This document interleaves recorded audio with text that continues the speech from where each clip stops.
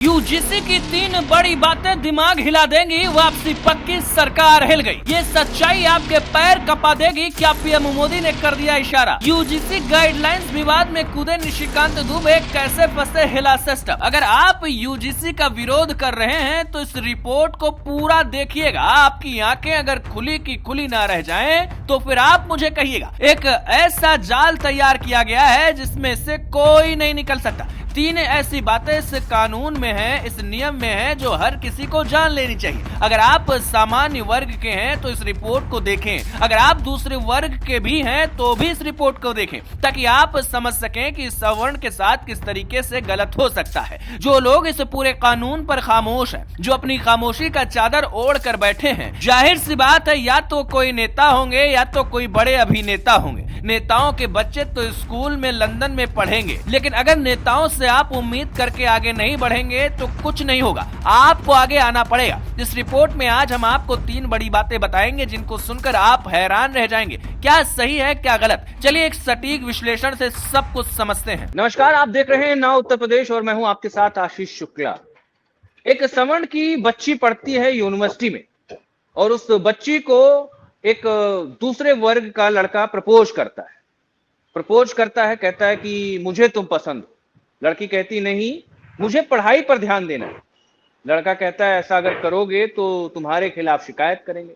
शिकायत होती है और जो लड़की पढ़ना चाहती थी, जो बुलंदियों को छूना चाहती थी, जो आसमान पर उड़ना चाहती थी, उस लड़की का करियर सिर्फ एकमात्र शिकायत से खत्म हो जाता है। ये बात मैं नहीं कह रहा हूं, ये चिंता है सवर्ण समाज की, जिसको लेकर एक उबाल है, जिसको लेकर एक बवाल है। लोग कह रहे हैं कि भाई मोदी सरकार बात करती है सबका साथ, सबका विश्वास, सबका विकास, लेकिन एक्चुअल में ये चीजें धरातल पर अब दिखाई नहीं पड़ रही हैं। लोग इस पर खूब सारी टिप्पणी कर रहे हैं। सवाल यही है कि आखिरकार सरकार जो कुछ लेकर आई है, क्या सच में भेदभाव को खत्म करने के लिए या फिर और ज्यादा भेदभाव को बढ़ाने के लिए, क्योंकि सवर्ण समाज तो इस पर चिंता जता रहा है। इस पूरे मुद्दे पर हम बातचीत करेंगे। हमारे साथ 2 खास मेहमान हैं। अनुपम कुमार सिंह जी हैं, वरिष्ठ पत्रकार हैं और विचारक हैं। हमारे साथ आकाश तिवारी जी हैं, एडवोकेट हैं। आप दोनों से हम इस विषय पर समझने की कोशिश करेंगे। अनुपम जी, सबसे पहले मैं ये जानना चाहता हूं कि जो चीजें हैं, क्या सवर्णों को वाकई में इससे दिक्कत होगी? जी देखिए, अभी जो सोशल मीडिया में आप चले जाइए, भाजपा के किसी भी नेता के फेसबुक या फिर इंस्टाग्राम पेज पर आप चले जाइए, चाहे वो सांसद, विधायक, मंत्री जो भी हो, तो आप देखेंगे कि उनके जो कमेंट्स हैं, उन्होंने कोई भी फोटो डाला हो, किसी भी मुद्दे को लेकर डाला हो, और उस पे जो कमेंट्स जो है वो यूजीसी को लेकर है। लोग उन्हें बोल रहे हैं, छात्र हैं वो उनको बोल रहे हैं कि आप यूजीसी को लेकर बोलिए, यूजीसी को लेकर आपका क्या ख्याल है, ये बताइए। तो मेरा सिर्फ इसमें ये कहना है कि अगर ये लोग यूजीसी पर कुछ नहीं बोल रहे हैं तो सामने आए और कह दे कि हाँ भाई, हम छाती ठोक कर इस बिल को लेकर आए हैं। वो सामने आए और कह दे कि हाँ, हमने ये नियम बनाया है, हाँ, हमें सवर्णों का जो वोट है वो नहीं चाहिए, हाँ, हमने ये स्वतः ही मान लिया है कि जो जनरल कास्ट के हैं वो प्रताड़ना करने वाले लोग हैं, और जो कह लें कि SC ST OBC में जो भी आते हैं वो प्रताड़ित की श्रेणी में आते हैं, हमने पहले ही ये मान लिया है। और अगर उन्होंने पहले ये मान लिया है तो न्याय का जो बेसिक सिद्धांत है उसके ये विरुद्ध नेता लोग क्यों बोलेंगे? नेताओं के बेटे थोड़ी यहाँ पढ़ते हैं। नेताओं के बेटे तो लंदन में पढ़ते हैं, हार्वर्ड में पढ़ते हैं, यूएस चले जाते हैं। उनको तो यहाँ से कोई मतलब ही नहीं है ना भाई। उनको क्या फर्क पड़ता है? एक नेताजी हैं, उन्होंने बोला है, लेकिन उन्होंने बोला क्या है, एक तरीके से पड़ी हुई लकड़ी ले ली है। निशिकांत दुबे जी हैं, उन्होंने बोला है। और पहले उन्होंने कहा कि ये तो सभी पर लागू होता है कि आप लोग बेकार हंगामा कर रहे हैं, ये तो सभी जातियों पर समान रूप से लागू हो रहा होता है। और उन्होंने एक अंग्रेजी में एक कागज पेस्ट किया। उनको लगा लोग अब पढ़े लिखे नहीं होंगे, जो लोग हो हंगामा कर रहे हैं वो बेचारे क्या समझेंगे, मैं अंग्रेजी में कुछ पेस्ट कर देता हूँ, नियम कानून वाली बातें। उनको लगेगा कि ये सच है, लेकिन लोग तो आजकल पढ़े लिखे हैं, जागरूक हैं। उन्होंने देख लिया कि उन्होंने जो पेस्ट किया वो 2014-16 वाला यूजीसी का नियम था, अभी वाला नहीं था। और निशिकांत दुबे के खुद के बच्चे जो है वो पढ़ते हैं आपको विदेश में, ये चीज भी स्थापित है। उन्होंने खुद फोटो डाल कर बताया हुआ है। निशिकांत जी ही तो थे जो कह रहे थे प्रधानमंत्री मोदी ने मुझे बताया है, आश्वासन दिया है। हाँ, वो झारखंड के गोड्डा से सांसद हैं, और तो और छोड़िए, उनके उस पोस्ट पर इतनी बेइज्जती हो गई। मैं देख रहा था तब तक लगभग 5-6 हजार गालियां उस पर पड़ चुकी थी, फिर भी वो पोस्ट डिलीट नहीं हुआ था। और उस पर एक्स ने एक गाइडलाइन चिपका दी है कि नहीं, ये गलत बोल रहे हैं, ये भ्रामक बोल रहे हैं, ये सही नहीं बोल रहे हैं।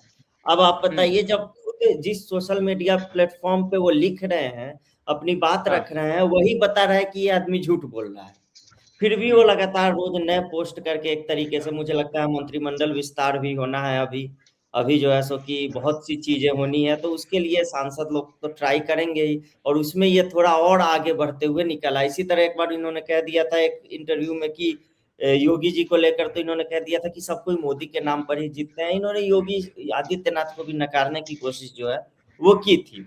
तो ये जो नेता, जी जी अनुपम जी, ये जो एक और बात है यहाँ पे, जो विरोध है ना, वो उस चीज को लेके है कि जैसे मान लो कि भाई हो सकता है कि किसी ने गलत किया हो, हम ये नहीं कह रहे हैं कि पिछड़े वर्ग के छात्रों के साथ गलत नहीं होता, ठीक है, मानते हैं कि उनके साथ गलत हुआ होगा, लेकिन जो कमेटी बनाई गई है, आकाश मैं आपसे जानना चाहूंगा, जो कमेटी बनाई गई है उस कमेटी में एक जो नेगेटिव पॉइंट है वो ये है कि किसी भी ओबीसी, एससी, एसटी, इनके ही कैटेगरी के लोग उस समिति में रहेंगे, बाकी कोई नहीं रहेगा। ये किस तरीके से न्याय को सबसे दुर्भावनापूर्ण यही है, क्योंकि ये कमेटी जो बनाई गई है, इसको जो नया अमेंडमेंट हुआ है, इसमें इसको कहा गया है उच्च शिक्षण संस्थानों में समानता को बढ़ावा देने के लिए है। अब उच्च शिक्षण संस्थान में ओबीसी, एसटी को इन्होंने फर्स्ट प्रायोरिटी, पहले ओबीसी नहीं थे, इसमें एड ऑन नहीं थे, बाद में अभी नए अमेंडमेंट में इन्होंने ओबीसी को भी एड ऑन किया है। अब दुर्भावनापूर्ण ये है कि इतने बड़े संस्थान में इस तरीके से बातें चल रही है, वहां के जो भी हायर एजुकेशन के अथॉरिटी है वो इस तरीके से इन चीजों को प्रायोरिटी दे रहे हैं कि क्या सिर्फ जर्नल कैटेगरी का कैंडिडेट, जो जर्नल कैटेगरी का है वही, उसमें बहुत सारे कास्ट आते हैं, उसमें वैश्य भी हो गए, कायस्थ भी हो गए, और राजपूत भी हो गए, ब्राह्मण भी हो गए, क्या स्पेशली यही ओबीसी और एसटी को परेशान करते हैं, या कुछ और भी चीजें जैसे जातिगत टिप्पणी करते हैं? क्या ओबीसी एसटी पे नहीं कर सकता है कि, या क्या एससी ओबीसी पे नहीं कर सकता है? तो ये चीजें जो चीजें करी गई हैं, ठीक है, इन्होंने क्या पैरामीटर सेट किया है कि सिर्फ क्या पहले के जो कानून थे, जो भी पहले के जो रेगुलेशन बनाया गया था उसमें ओबीसी नहीं था, अभी इन्होंने ओबीसी को भी उस कैटेगरी में डाल दिया है। मैं बस इतना ही कहूंगा कि ठीक है, मैं आपकी बात समझ गया आकाश। मतलब मोटा मोटा ये हुआ कि भाई आपने पहले से जनरल कैटेगरी को कह दिया है कि अगर गड़बड़ करेंगे तो यही करेंगे। अनुपम जी, अब बताइए आप, क्या ये कितना हद तक सही है? क्या ये सच में इससे जो एक एजेंडा चलाया जा रहा है कि ये वाकई में गरीबों के लिए है, जो पिछड़े वर्ग के लोग हैं, इससे न्याय आएगा, आपस में मतभेद नहीं होगा, भेदभाव खत्म होगा? क्या लगता है, ये भेदभाव की शुरुआत है या चरम स्तर पर जाएगा, या फिर ये वाकई में ऐसा कुछ है जिससे कुछ राहत मिलेगा? आप अपना अनुभव बताइए थोड़ा। बात ये है कि कांग्रेस की सरकारों ने भी इससे पहले एक बार, आपको याद होगा, रोहित वेमुला एक्ट लाने की कोशिश की थी, रोहित वेमुला एक्ट करके।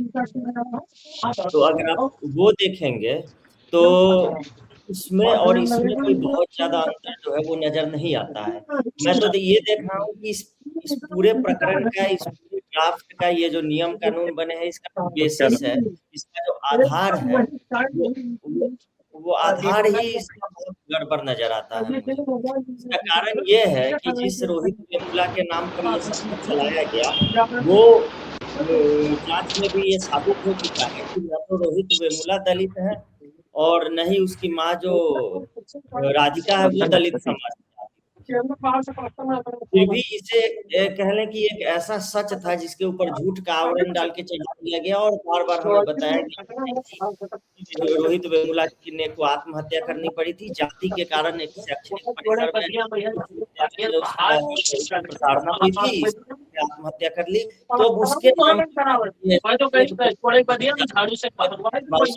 करने के लिए बिल लेके आएंगे, या फिर जो भी नियम कानून है वो लेकर आएंगे। लेकिन आप देखिए सच्चाई क्या है। जो गुंटूर में जिला स्तरीय स्क्रूटनी कमेटी बनी, वो कह रही है कि नहीं, माँ बेटे ने फर्जीवाड़ा किया, फर्जीवाड़ा करके सर्टिफिकेट लिया।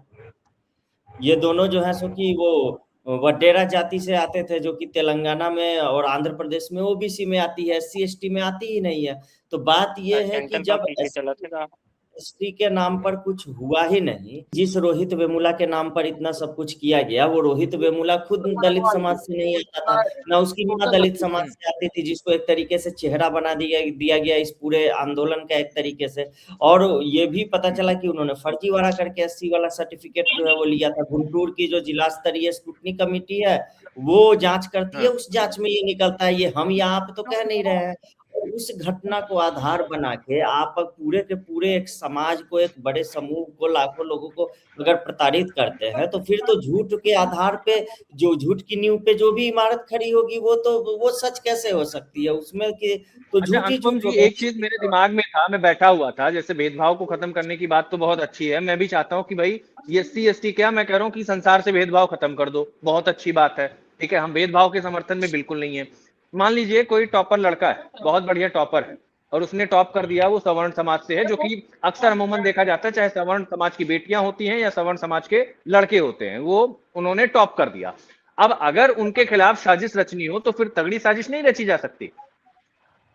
नहीं, साजिश तो एकदम रची जा सकती है। साजिश आप ये देखिए ना, जो लव जिहाद के भी जो केस आते हैं, उसमें एक खबर ये भी आई थी कुछ दिनों पहले कि जो उसमें लव जिहाद करने के लिए जिनको भेजा जाता है उनको, कि अगर तुम ब्राह्मण बेटियों को अगर तुम लेकर आओगे, ब्राह्मण बेटियों को अपने झांसे में लेकर आओगे, तो तुमको जो है सो कि इनाम में इतने रुपए मिलेंगे। सबसे अधिक ब्राह्मण बेटियों के ही कोई झांसे में लेने का इनाम था। तो इसका मतलब कुछ तो बात है कि हाँ, मतलब तो इसका मतलब तो ये हुआ कि जो सवर्ण है जो है वो और ज्यादा मतलब कह ले कि कमजोर हुए फिर तो। एक चीज और भी देखिए ना, सवर्ण के जब सवर्ण की बात होती है ना, तो लोगों को लगता है केवल ब्राह्मण और ठाकुर ही सवर्ण है, लोगों को ये लगता है, लेकिन सिर्फ ब्राह्मण और ठाकुर सवर्ण में यानी उसमें नहीं आते, जनरल कैटेगरी में जो भी आएगा, जनरल कैटेगरी में जो भी आएगा वो सारे लपेटे में है।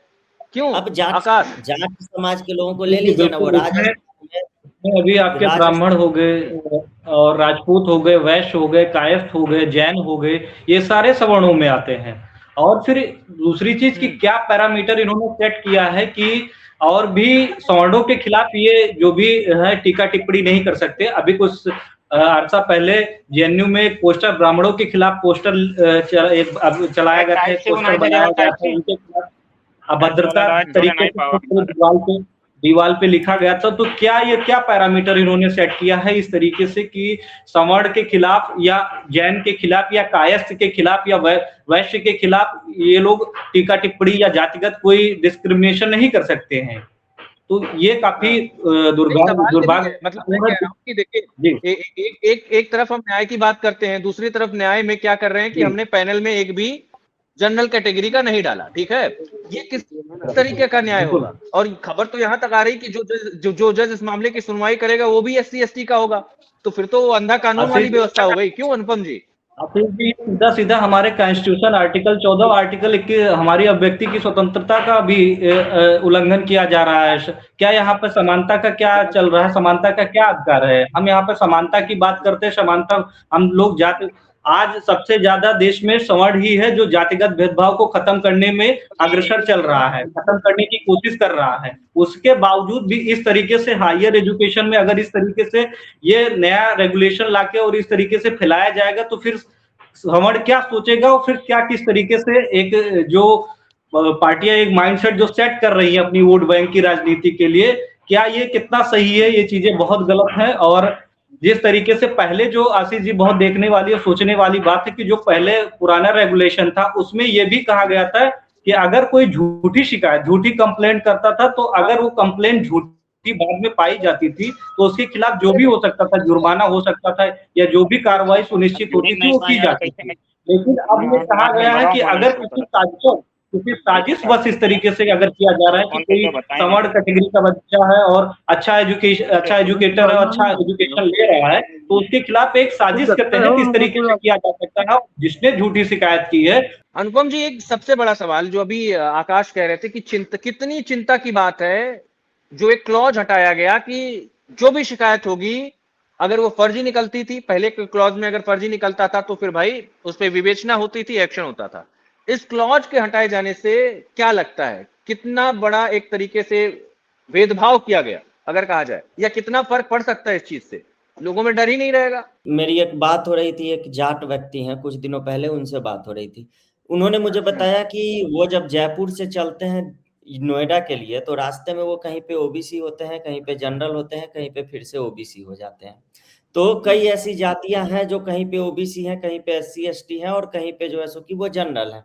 तो क्या सरकार ये कहना चाह रही है यूजीसी के इस नियम कानून के माध्यम से कि वही व्यक्ति जब वो राजस्थान में रहेगा, जब वो उत्तर प्रदेश में रहेगा, जब वो दिल्ली में रहेगा, तो उसका आचरण अलग-अलग होगा। कहीं पे वो प्रताड़ना करने वाला बन जाएगा, कहीं पे वो बेचारा खुद प्रताड़ित हो जाएगा, और कहीं पे जो है सो कि वो फिर प्रताड़ना करने वाला बन जाएगा।